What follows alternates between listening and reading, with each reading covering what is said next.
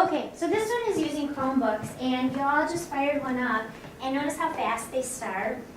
They are, it's really nice not to have to wait, especially when you're only gonna have them using them maybe 10-15 minutes of your class, and then you're gonna use the class to, do what you do. So I really like them for that reason. Should we just go and guess? Yep. They turn on quickly. They also shut off just as fast, so you can work just about right up to the bell. They also plug in really nice and easy as well.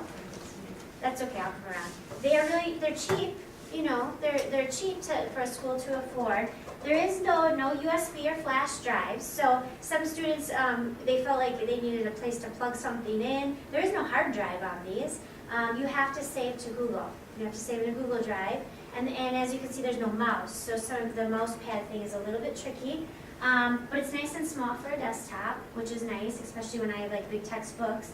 And they do stay charged the whole day. So if they wouldn't get plugged back in, right now our lab carts have about 3-4 hours, and the batteries start going on them. These stay charged all day. I've never run out of juice.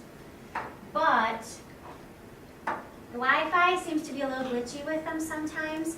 I have been more successful than Chaz, but Chaz apparently has a modem right there. So I'm not exactly sure why mine is working better a little bit, but I do have moments too when things are kind of glitchy with the Wi-Fi. Because they're cheap, they also break easily. We had one broke. My students really aren't allowed to carry them around. They'll grab them by the tops, and they'll crack the screens. They will crack. The fact that there's no USB or flash drives, you have to teach your kids what a Google Drive is. And hopefully by the time they get up here, now if the middle school's doing it, they'll know that. But you have to know what your Google Drive is too. There is no printer unless you have it connected, and right now none of them are connected to a printer. There is no mouse, which bothers a lot of the kids. You can get them though. You can get a wireless one. They can actually bring it themselves, and some kids do that. And also with the keypad, we did have some online quizzes, and they would accidentally press their hands down and hit that, and the quiz would submit. So if you're doing something in a timed or quizzing fashion, they have to be very careful they don't put their hands down. Small keyboards, sometimes they're kind of zooming in with their eyes, they're kind of getting close, trying to see things. And also the keyboards themselves are really small. We have some big kids with some big fat fingers, They have a hard time sometimes, I feel like, typing a lot on these little computers. What can they do? I'm actually gonna kind of cheat a little bit. The thing with the internet, there's so much stuff out there already, and I thought this was a good one. It says it's 30 ways to use your Chromebook, and I'm just gonna I can't remember what part of this I liked. Maybe it was the video. It's actually slides, so it'll kind of help me. The Chromebook is Google based, so the saving, the storage, all this stuff is Google. Anything with that you could do on an iPad doesn't necessarily mean you can do it on this. Okay. However, everything you can do on these, you could do on an iPad, I believe. So these are not as transferable with apps and stuff, I guess, as perhaps like an iPad might be. Google has a drive where you save things. Google Plus is almost like a Facebook. It's kind of a sharing with your friends in circles. You have your webs. There's the Chrome store where it actually has their own apps. YouTube comes into play with this. It's weaved in with YouTube. When you bring videos in, it'll automatically go to your drive. And then also there's assessments and forms and surveys and all that kind of good stuff also on these. So the Google Drive. Why don't we start there? Is everyone in? Did you log in as a guest, or did you log in as, you logged in? I logged as me, I got my Casco Schools page. Okay, so, I don't know if you'll be able to use your drive then. Okay. So, because the kids have been using these, the defaults are a little bit different. His popped up the school web page, which is fine. What you're looking for is a place called your drive. And your drive is going to be this little triangle that is green, orange, is it green, blue, and yellow. Some of you have it down on the left. Some of you will have to click onto, I think, Google Chrome, which is the circle one. No, it's not.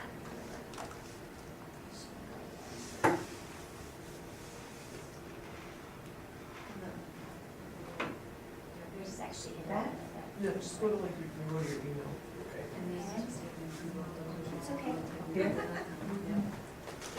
Go up on, And then click right there. There is on the top right,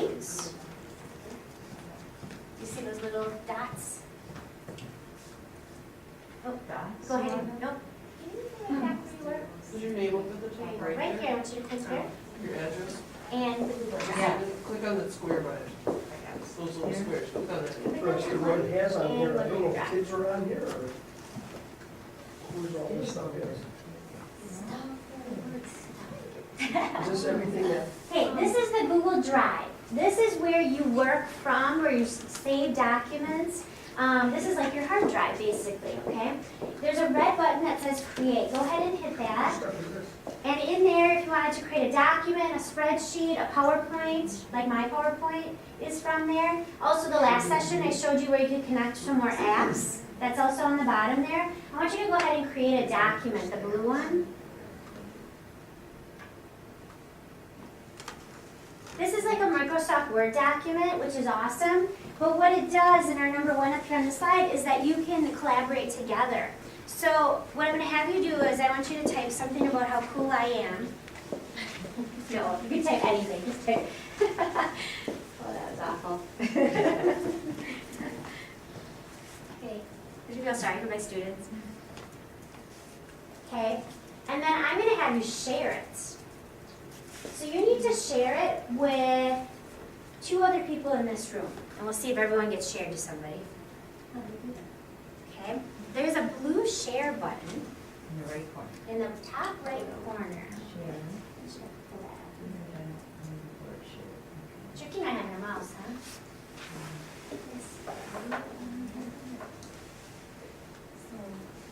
Oh, I spelled cool. Somebody can save us, so we can automatically bring up a list of Yeah. Right there. So hit share, and you're going to start to put somebody's Gmail in Right. from this class. asking them just, give it a name. Oh, you got to name it. I'm sorry. Thank you. So give it a name. Go ahead and give it a name. After you give it a name, give it a name for it. And you're going to let them edit it. Okay.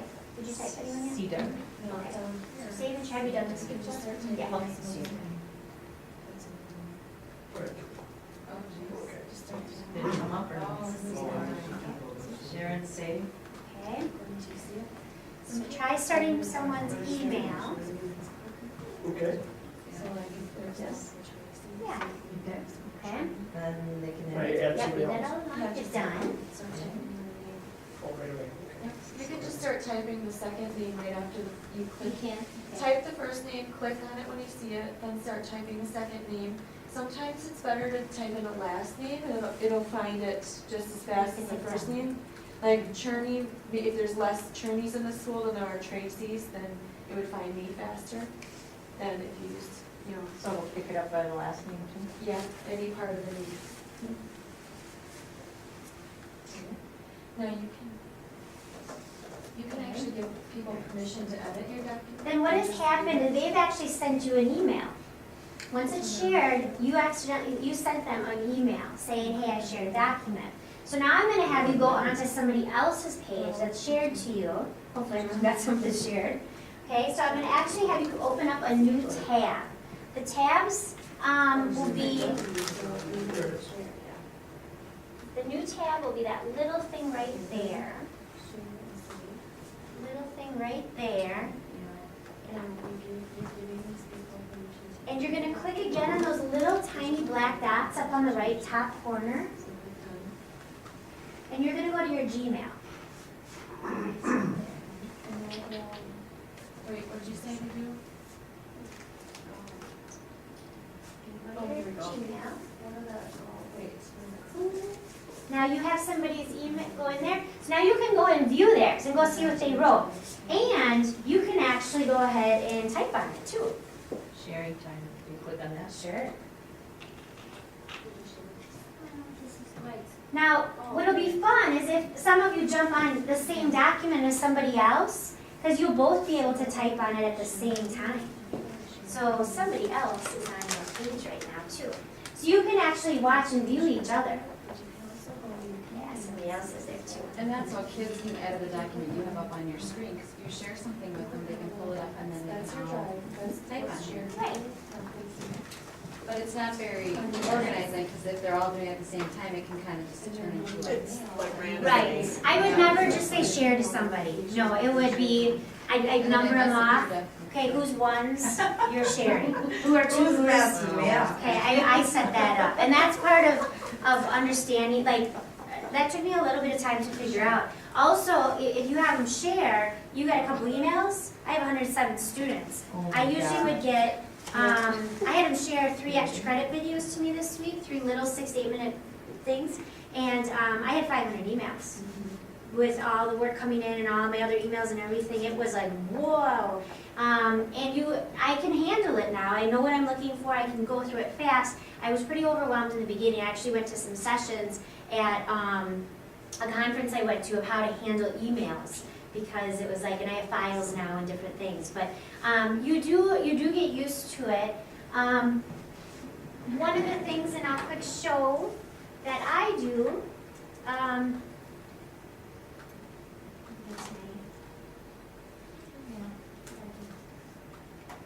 Is I grade them online.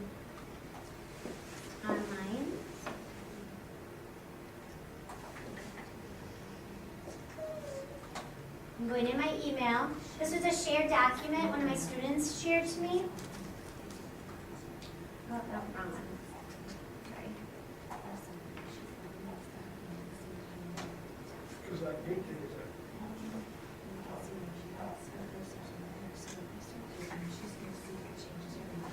If she's on it.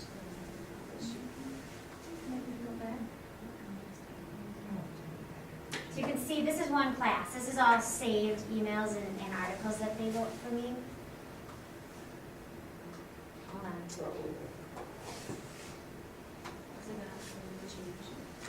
If I want to add something back here. Can you tag them after you grade? You tag them after you grade them, so you know if they're done.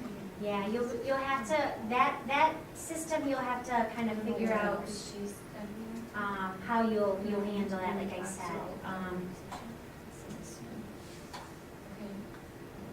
I want to show. Okay, so this one Emily shared to me and I graded, and there's some content I put there. She actually went in, I think, and actually already fixed it up because I remember there was more here.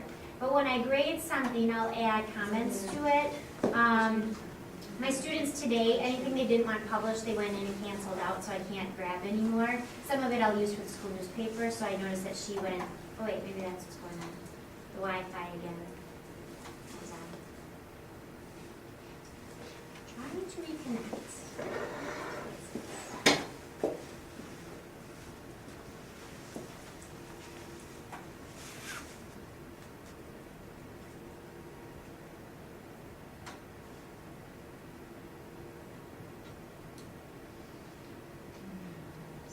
All right, come on. Okay. So I'll type, comments on. There's also a comment button here. Little devil, she went in there and took that out. They can lock you out too. Yeah.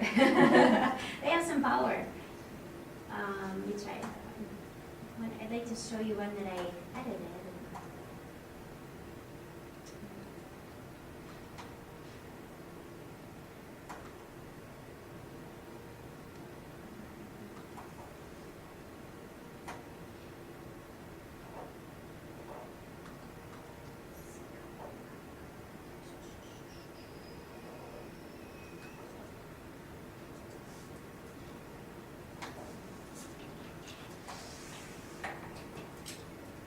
Here again, it was just a couple comments at the top. They were practicing writing video game reviews.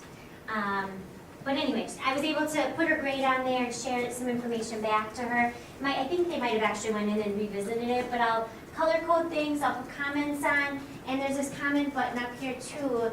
that when I go ahead and hit that, I can actually comment to you like, is this correct? And I can put that there, and then she'll see that on the side as well. How, do they have to give you permission to edit for you to put the stuff behind red? Yes, the can edit as a teacher should always be open for you. And they kind of learn that too, because I'll be like, hey, I'll email and you need to unlock that for me, so.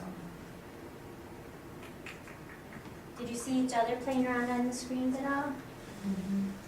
You can see the icon of who is also on that page. Do you see other people typing with you? Okay. So you could do collaborative things. I thought about trying something with clauses where I throw a whole bunch of sentences down. Maybe perhaps let them pair up and let them go ahead and highlight some of the clauses. And then perhaps in a different color underneath, tell me what kind of clause it is. It just is a way to keep them engaged, because I can tell you when I give them a worksheet of clauses, they want to pretty much stab their eyeballs out. So when they have that computer, and you can have just about the same thing happening, but they feel like it's actually more fun. So sharing documents, grading them together, that's a huge part of Google, is collaboration. That's what they One believe thing in. I would like to add, when I was using, I just do one project per chapter right now with business math, where it's a spreadsheet document and I share it with them. And so it gets emailed to each of them. And then they open it either through their shared with me on their drive or their email. And if I don't, if I just make it so that they can all edit it, then generally what happens is they open it and they start changing it, whoever gets there first, and then, or an absent person forgets to make a copy, so they start editing, and pretty soon they're overwriting that copy. So I've made it where I go in and say can view. I only give them permission to view instead of can edit. You know how it says can edit next to it? I make sure it says can view, and then they can open it, but they can't change it. You know what I mean? And then you say make a copy. They have to, then they're forced to make a copy because they can't make, I they did it can't first, edit. I'll be switched. So they make a copy, and then they submit the copy, they share the copy back with you. So if you don't want them all changing things all at the same time, then Wrote the comment. Okay, so Debbie just had a really good question. How do you get out of here? You do not save anything. It automatically saves. That is awesome. You know those excuses when kids are like, well, it didn't save, it's on my jump drive, I left it at home. There is none of that. It is always there. So unless they physically go in and delete it, it is there. And all you have to do is hit the X button and close. And it's saved into your drive.